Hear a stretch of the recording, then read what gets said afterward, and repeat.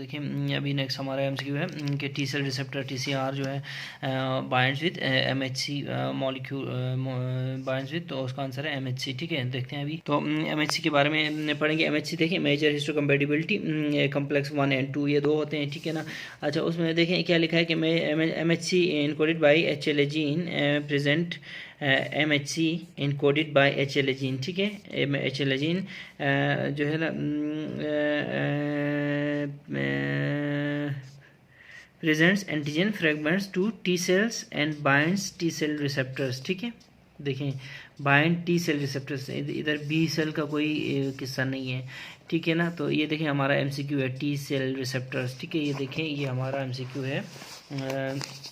ये देखें कि T cell receptor complex bind with MHC। ठीक है ना। तो इधर कम्प्लेक्स इसलिए इस्तेमाल किया है कि ये देखें यहाँ पे presence antigen fragments to T cell receptors. ठीक है।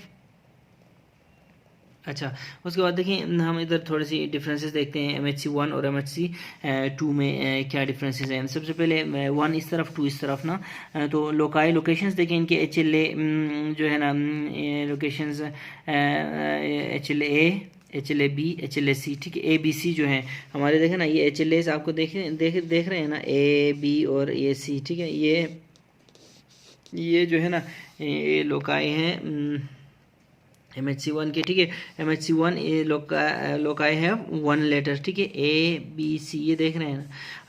MHC2 के लोकेशंस देखें, 2 के लोकेशंस में हमारे पास है 2 लेटर्स वाले जैसे DR HLA-DR association, HLA-DQ association, HLA-DP association. ठीक है ना।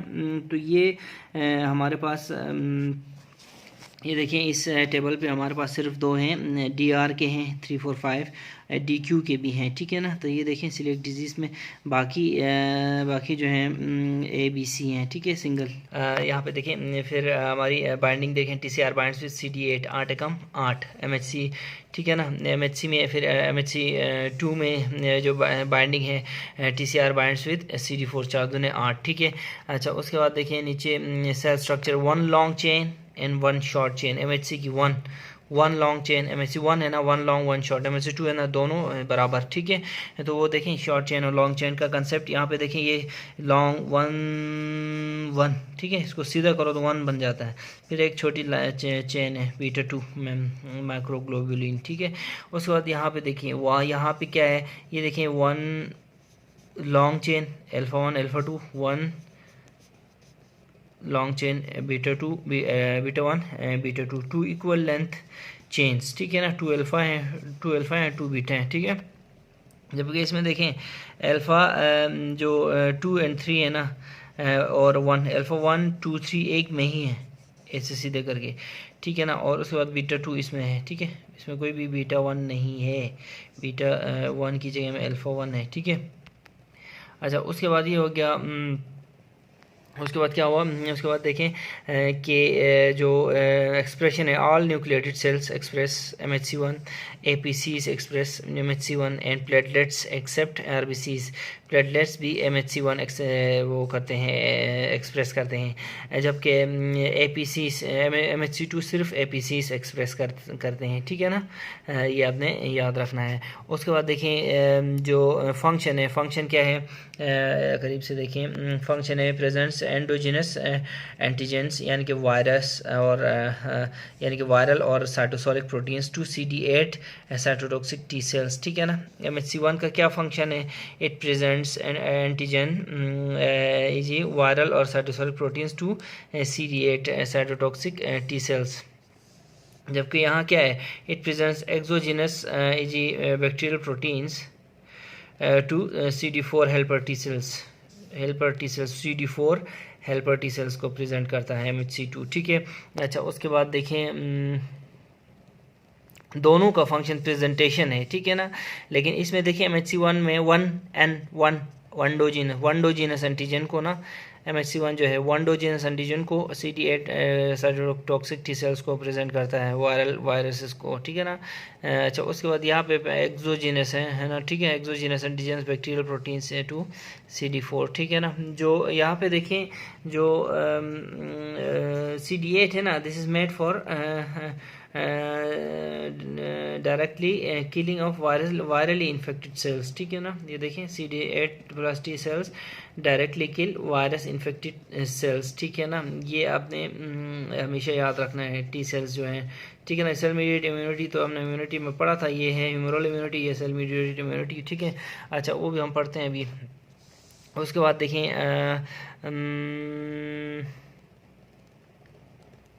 एंटीजन लोडिंग को छोड़ दें, लेकिन एसोसिएटेड प्रोटीन्स देखें, बीटा 2 माइक्रोग्लोबुलिन, ठीक है, इसमें एसोसिएटेड प्रोटीन है, और इनवेरिएंट चेन इसमें एसोसिएटेड इसकी प्रोटीन है, ठीक है ना। तो यहाँ पे जो HLA की बात हुई थी, तो HLA भी हम देखते जाते हैं, थोड़ा सा देखेंगे, ठीक है। HLA देखें, A B C टाइप्स होते हैं, फिर B में फिर 2 हैं, B8 B27, फिर DQ2 DQ8, ये देखें ये सीलिएक डिजीज़ है, ठीक है ना। सीलिएक डिजीज़, इसका निमोनिक है I ate too much gluten at Dairy Queen, DQ से DQ2 and 8 सीलिएक डिजीज़ आपने याद रखना है, बाकी हम बाद में आहिस्ता आहिस्ता पढ़ लेंगे, ठीक है। नेक्स्ट MCQ हमारा ग्लूटियस मीडियस एंड मिनिमस, ठीक है। एबडक्ट एंड मीडियली रोटेट, याद रखें, whenever you see medial rotation of the lower limb close your eye and click minimus and medius if there, ठीक है।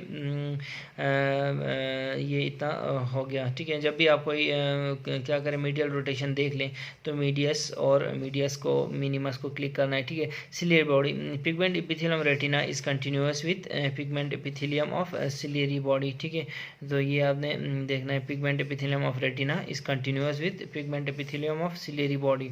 इज द मस of thyroid lies at the floor at 2 3 4 इस the मस लाई करता है, ठीक है। ST elevation V4 artery involved is left anterior descending.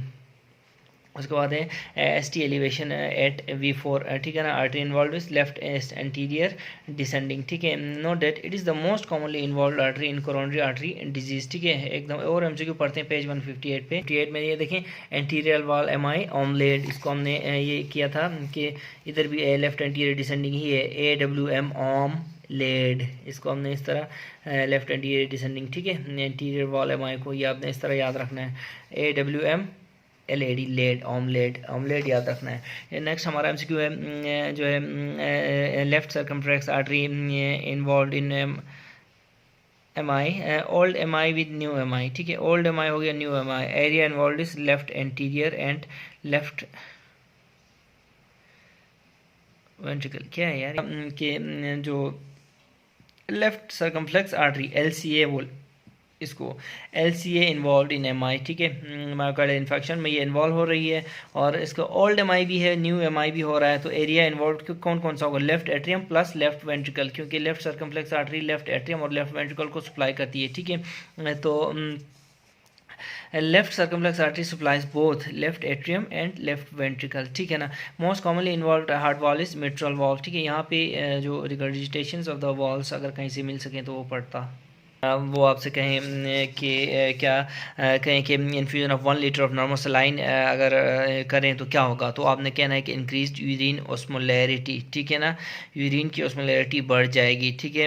अच्छा, हो infusion of isotonic fluids I normal saline एक आइसोटोनिक फ्लूइड है, तो उन आइसोटोनिक फ्लूइड से क्या इन्फ्यूजन से क्या हो सकता है, देखें, इंक्रीज प्लाज्मा वॉल्यूम होगा, ठीक है। No change in plasma osmolarity as it is isotonic, ठीक है।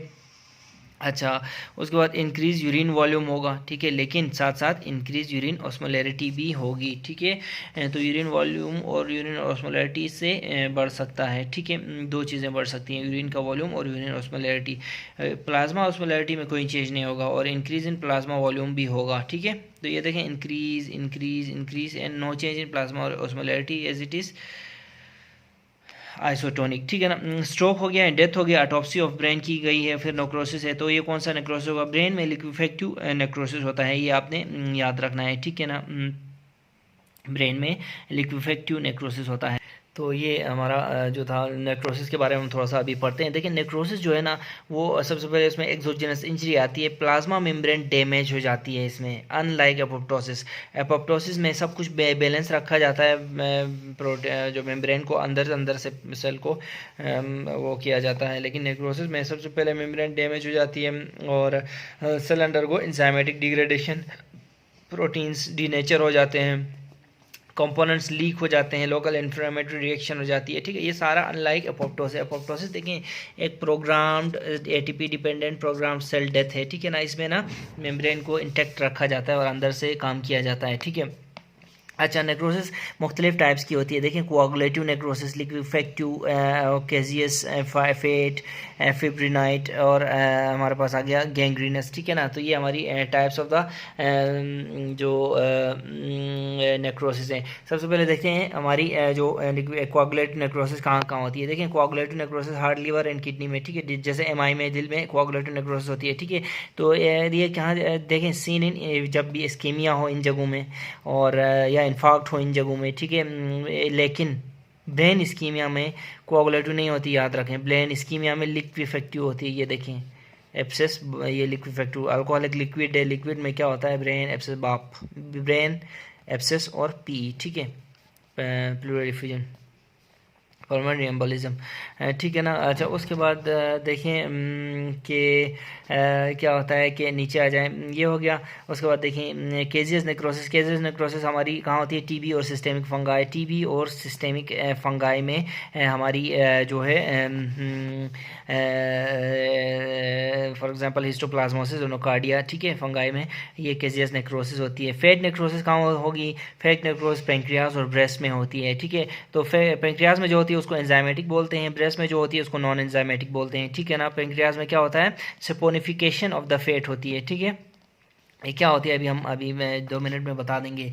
उसके बाद नेक्स्ट हमारे पास है फिब्रिनॉइड। फिब्रिनॉइड होती है ब्लड वेसल्स में, ब्लड वेसल्स में फिब्रिनॉइड होती है और ये क्या होती है, टाइप 3 हाइपर सेंसिटिविटी होता है। ठीक है, टाइप 3 फिब्रिनॉइड। ठीक है, जैसे पोली आर्ट्राइटिस नोडोजा इस तरह को कुछ ये पेन है, ये टाइप 3 है। ठीक है, टाइप 3 हाइपर सेंसिटिविटी।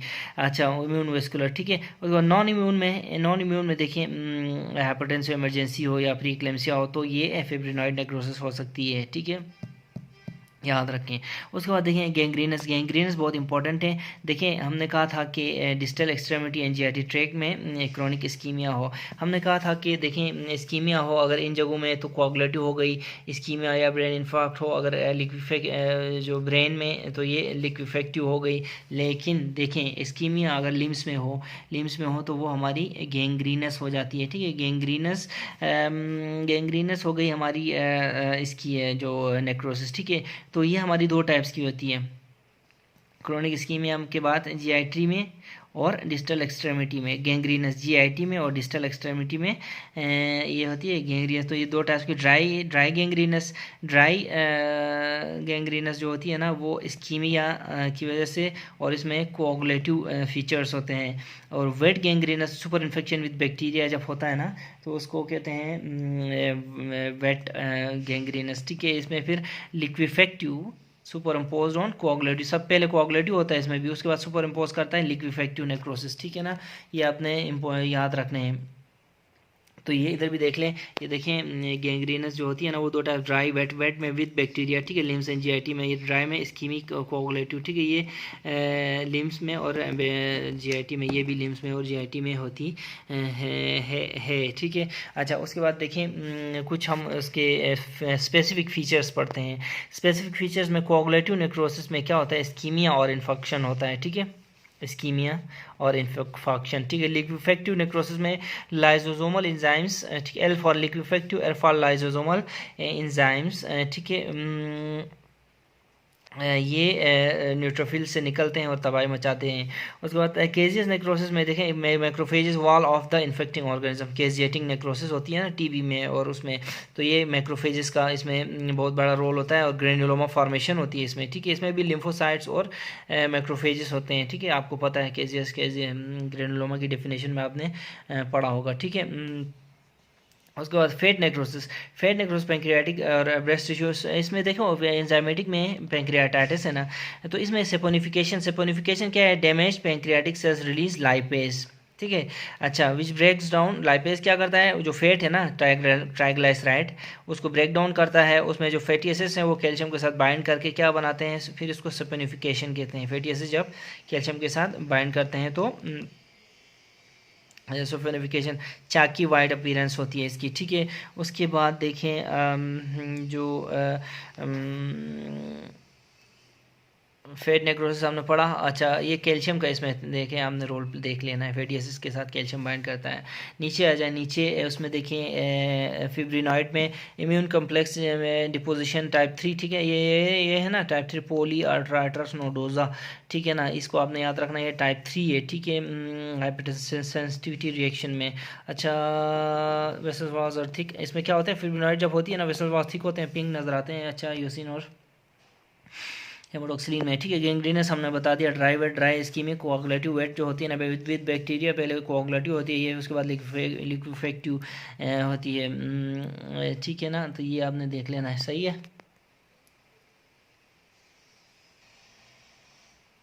हमारा एब्डोमिनल एंजाइना क्या चीज़ होती है, एब्डोमिनल एंजाइना उसको कहते हैं जिसमें सुपीरियर मेसेंटेरिक आर्टरी इन्वॉल्व होती है, इसकी इस्कीमिया को एब्डोमिनल एंजाइना बोलते हैं, ठीक है। सुपीरियर मेसेंटेरिक आर्टरी जो है ना आर्टरी की ब्रांच है, ठीक है ना, सीलिया आर्टरी के नीचे से ये निकलती है। अच्छा, उसके बाद देखें 50 years old hypertensive severe chest pain radiating to back died on autopsy findings medial necrosis of the aorta, ठीक है ना। This is boards most favourite fact, memorise the answer and don't be confused by the lengthy and tricky scenarios in exam, ठीक है ना। Severe crushing chest pain radiating to back, ये क्या होता है पता है, ऑर्टिक जो होता है ना टीयर बोलते हैं इसको, ठीक है। तो ये एक वो मुझे वो जो भूल गया है, एक इसमें पेन होता है बिल्कुल sharp knife pain radiating to back, ये ऑर्टा की एक रप्चर इस तरह कोई, ठीक है ना, कोई टर्म है वो मुझे याद नहीं आ रहा, ठीक है। उसके बाद 60 में देखें 60 median umbilical ligament is remnant of urachus, ठीक है ना। तो ये आपने रेमिनेंट्स एक बार देख लेने हैं, रेमिनेंट्स में आपको दिखाता हूँ, ठीक है। यूरेकस के बारे में अभी हम पढ़ेंगे। देखें यूरेकस जो है ना, ये हमारा सबसे पहले देखें ये पेजेस हमारे देखें, और ये पेजेस भी आप नोट करें, ठीक है। यूरेकस देखें सबसे पहले, यूरेकस क्या होता है, इन द थर्ड वीक, ठीक है ना, third week yolk sac forms allantois, ठीक है। ये देखें yolk sac forms allantois in the third week, ठीक है। तो ये तीसरे हफ्ते में हो रहा है, ये आपने याद रखना। थर्ड वीक में यूरेकस ने एलेंटॉइस बना लिया which extends into the urogenital sinus, ठीक है। ये देखें इसको मैंने यॉर्क से बंद बनाता है थर्ड वीक में एलेंटॉइस एक्सटेंड करता है यूरोजेनेटल साइनस में, ठीक है। अच्छा, उसके बाद क्या है कि जो एलेंटॉइस बिकम्स यूरेकस, ठीक है, एलेंटॉइस बिकम्स यूरेकस, ठीक है। Urachus is the duct between bladder and the umbilicus, ठीक है। ये देखें, ये आप इस तस्वीर में देखें, ये ब्लैडर है ना, यूरिनरी ब्लैडर है, और इसमें ये देखें ये अम्बलाइकस है, तो ये डक्ट, ये जो है ना ये यूरेकस है, ठीक है। अच्छा, उसके बाद duct between fetal bladder and umbilicus. अच्छा, failure of the urachus to involute can lead to anomalies that may increase the risk of, अगर तो यूरेकस इन्वोल्यूट ना होना तो देखें तो इन्फेक्शंस के चांसेस बढ़ जाते हैं, और मैलिग्नेंसी के चांसेस, जिसमें एडिनोकार्सिनोमा के चांसेस बढ़ जाते हैं, ठीक है ना। अच्छा, ओब्लिटरेटेड जो यूरेकस होता है ना, उसको हम कहेंगे मीडियन अम्बलाइकल लिगामेंट, उसको इस तरह यही हमारा एमसीक्यू है, ठीक है ना। इसको आपने देखें मूलू, हमारा शना में जो मूलू होता है ना, median umbilical ligament is remnant of urachus, ठीक है। तो हमारा एमसीक्यू भी यही है कि medial umbilical ligament is remnant of urachus, ठीक है। ये देखें medial umbilical ligament is remnant of uterus, सही है ना। तो इसको हमने मोलू के उससे वो किया है, डिराइव किया है। इसको देखें, इस पेज को हमने इधर समराइज़ किया हुआ है, ठीक है। उसके बाद ये है कि क्या होता है कि अगर तो ओब्लिटरेटेड यूरेकस जो होती है ना, उसको हम मीडियल अम्बलाइकल लिगामेंट कहते हैं, और उसको फिर क्या होता है, मीडियल अम्बलाइकल लिगामेंट को covered by medial umbilical fold, MUL को MUF medial umbilical fold of peritoneum, ठीक है। आफ्टर बर्थ, ठीक है ना। अच्छा, इसके फिर कुछ एनोमलीज हैं। पेटेंट यूरेकस हो, total failure of the urachus to obliterate हो ना, तो यूरिन डिस्चार्ज होता है अम्बलाइकस से, ठीक है। अच्छा, इसके बाद यूरेकल सिस्ट, ये देखें सिस्ट भी बन सकती है, इसलिए एरिया में स्वेलिंग है, पेनफुल मास बिलो अम्बलाइकस है, इसको यूरेकल सिस्ट बोलते हैं, बिलो अम्बलाइकस, ये पेनफुल मास हो तो। उसके बाद वेजाइको यूरेकल डाइवर्टिकुलम बन सकता है, डाइवर्टिकुलम किसी भी आउट पोचिंग को कहते हैं। ये देखें वेजाइको यूरेकल, ये ऐसे पोच बन गया due to pressure, urine pressure की वजह से, ठीक है। अच्छा, उसके बाद अब ये देखें, एक मैं आपको पिक्चर दिखाता हूँ, उससे आपको क्लियर हो जाएगा कि ये मीडियन है या मीडियल है, ठीक है ना, क्योंकि ये एक ही लिगामेंट है, तो ये मीडियल और मीडियन लेटरल का कंसेप्ट नहीं है इसमें, ठीक है ना।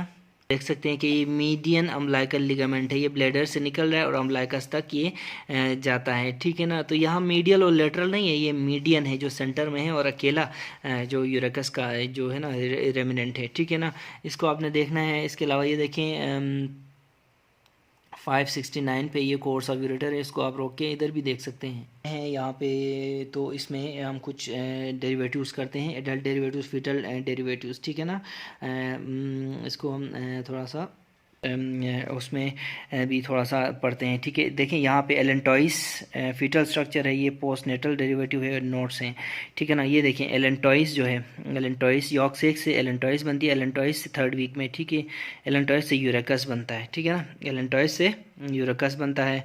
और यूरेकस की जो पोस्टनेटल डेरिवेटिव है मीडियन अम्बलाइकल लिगामेंट है, मूलू, ठीक है, मीडियल अम्बलाइकल लिगामेंट यूरेकस। और इस यूरेकस को से क्या किससे बनता है, यॉर्क सेक से, यॉर्क सेक से पहले एलेंटॉइस बनता है, फिर जो वो बनता है, ठीक है।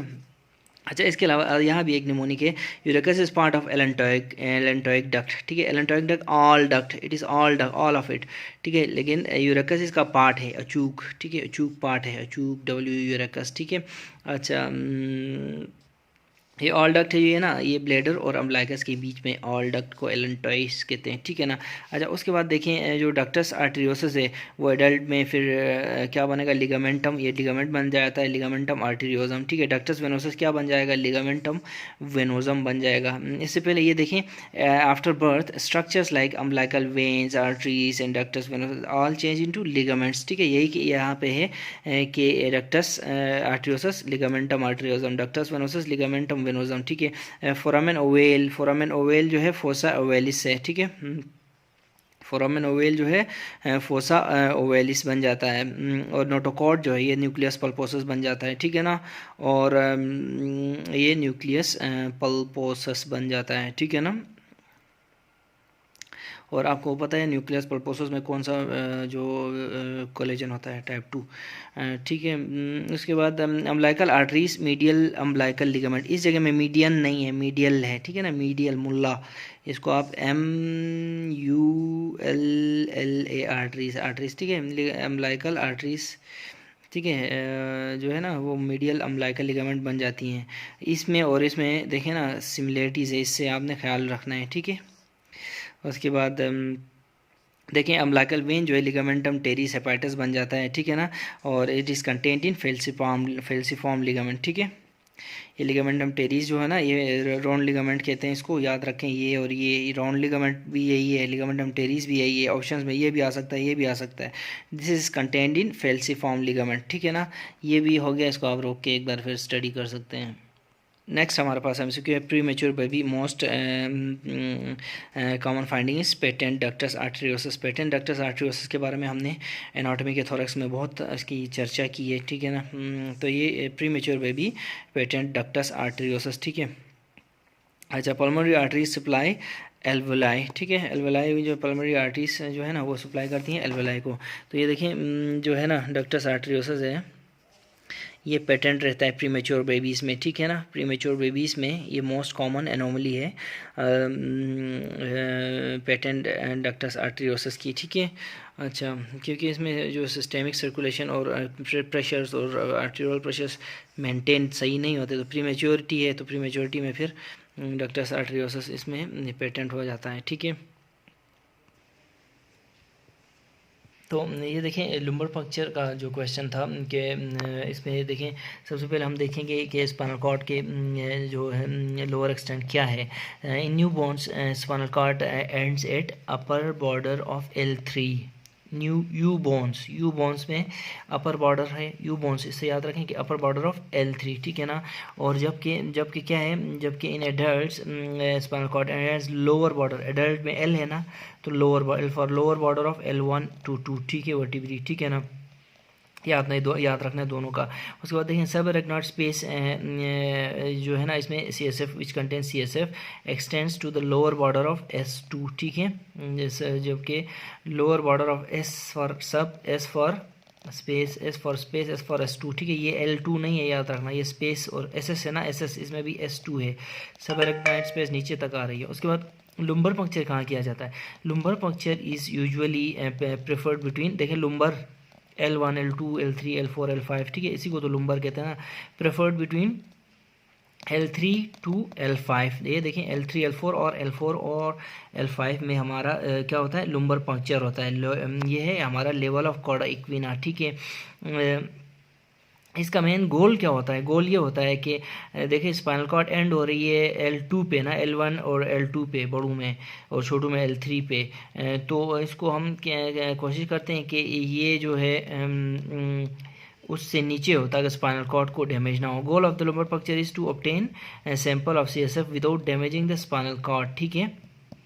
अब देखें फॉर एग्जांपल यहाँ पे, ये देखें यहाँ पे स्पाइनल कॉर्ड एंड हो रहा है लोअर बॉर्डर, एडल्ट्स की बात करते हैं, at the lower border of L2 ख़त्म हो रहा है। तो हम क्या करेंगे, L3, L4 और L5 में, L3, L4 और L5 में L5, ये S2 गलत लिखा है, L5 के बीच में हम स्पाइनल वो करेंगे, क्या कहते हैं हम, जो है ना स्पाइनल कॉर्ड प्रिक करेंगे नीडल, ठीक है ना। नीडल जो है ना L3, L4, L5 में प्रिक करेंगे, और जो है इससे हम स्पाइनल कॉर्ड को नुकसान नहीं पहुंचाएंगे, क्योंकि स्पाइनल कॉर्ड एडल्ट्स में L2 के लोअर बॉर्डर तक होती है, ठीक है। अच्छा इधर देखें मैंने ये चेंज कर दिया, पहले इधर मैंने S2 लिखा था, S1 स्टार्ट हो रहा है तो ऊपर S2 थोड़ी होगा, S2 नीचे होगा ना। S2 के यहाँ तक देखें हमारे सब अरेक्नॉइड स्पेस में CSF यहाँ तक आ रहा है, ठीक है ना, CSF यहाँ तक आ रहा है। तो हमें प्रेफर्ड जगह कौन सी हमें होगी, L3, L4 और L5 के बीच में हम नीडल प्रिक कर सकते हैं। इन्होंने नीडल कहाँ प्रिक किया है, ये देखें L4 और L5 के बीच में प्रिक किया है, ठीक है ना। तो इस तरह इसका एक निमोनिक भी है, to keep the cord alive, keep the spinal needle between 3 and 5, ठीक है, 3 and 5, क्योंकि S2 तक तो हमारा सब अरेक्नॉइड स्पेस में CSF जा रहा होता है, ठीक है ना। अच्छा उसके बाद देखें जब हम नीडल प्रिक करते हैं तो क्या क्या चीज़ें होंगी, देखें स्किन और सुपरफिशियल फिशर और फेट, ये तो होंगी। फिर 3 ligaments SIL, supraspinous ligament, infraspinous ligament और लिगामेंटम फ्लेवम, 3 लिगामेंट्स हो गए। फिर देखें हमारे पास 4 हमारे पास जो है डिफरेंट चीज़ें हैं, इनमें से 2 स्पेस हैं, ई दास, ठीक है, ई से एपिड्यूरल स्पेस, डी से ड्यूरा मैटर, ए से अरेक्नॉइड मैटर और एस से सब अरेक्नॉइड स्पेस, ठीक है। यहाँ सब अरेक्नॉइड स्पेस से हम फ्लूइड कलेक्ट करते हैं CSF, ठीक है, इसी के अंदर से हम CSF कलेक्ट करते हैं। तो इसको सी से इसको कर लें कब अरेक्नॉइड स्पेस, ठीक है, सब अरेक्नॉइड स्पेस, और CSF, C for CSF, C for सब अरेक्नॉइड स्पेस, ठीक है। ये भी आपने याद रखना है। अभी एक और चीज़ देखें, अगर MCQ में आ जाए कि इधर एंटीरियर लॉन्गिट्यूडनल लिगामेंट और पोस्टीरियर लॉन्गिट्यूडनल लिगामेंट का ऑप्शन है, तो वो देखें ये स्पाइन है ना, ये स्पाइन, इसके देखें इस तरफ एंटीरियर लॉन्गिट्यूडनल लिगामेंट, बॉडी के इस तरफ पोस्टीरियर लॉन्गिट्यूडनल लिगामेंट, ये देखें यहाँ तक तो नीडल जाती ही नहीं है, ठीक है ना। आप गौर से देखें interior and posterior longitudinal ligament की पोजीशंस को, ये देखें इंटीरियर है स्पाइन के इस तरफ, पोस्टीरियर है, जबकि हमने CSF तो इस एरिया से लेना है, ठीक है ना, इस एरिया से लेना है, तो वो तो इधर है, एक इधर है, एंटीरियर इधर है, पोस्टीरियर इधर है, ठीक है, इधर तो हम पहुँचते ही नहीं है, ठीक है।